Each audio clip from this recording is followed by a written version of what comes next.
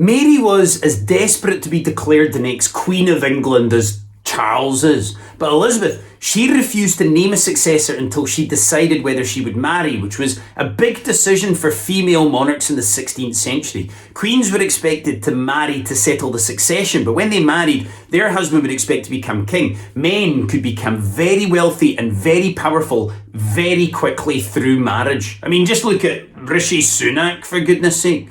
Elizabeth, she didn't want to lose power, and she only really needed a man to get her pregnant. And I mean, once women have figured out how to do that one without us, I think we could be pretty fucked, lads, to be honest with you. And so all of this pro-English Protestant stuff at the beginning of Mary's personal reign, it was designed to get Elizabeth to name her as her successor.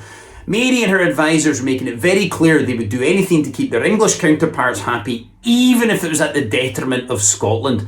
The modus operandi of the Scottish Conservative Party, if you will.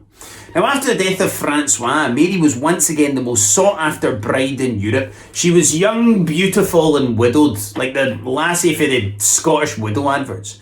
Mary had offers from the King of Denmark, the King of Sweden, the Holy Roman Emperor, but the most talked about was a potential marriage with the Spanish Prince Don Carlos. Now, Elizabeth really didn't like the idea of Mary marrying a foreign Catholic.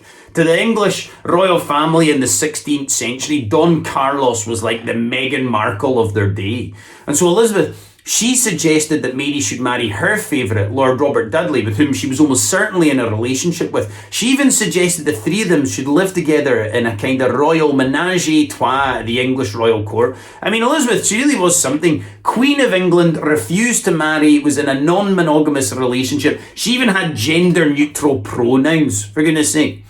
And Elizabeth made it clear, if Mary married in her favour, she would declare her as her successor. But Elizabeth continued to prevaricate, saying that she couldn't name her successor until the results of the Sue Gray report came out.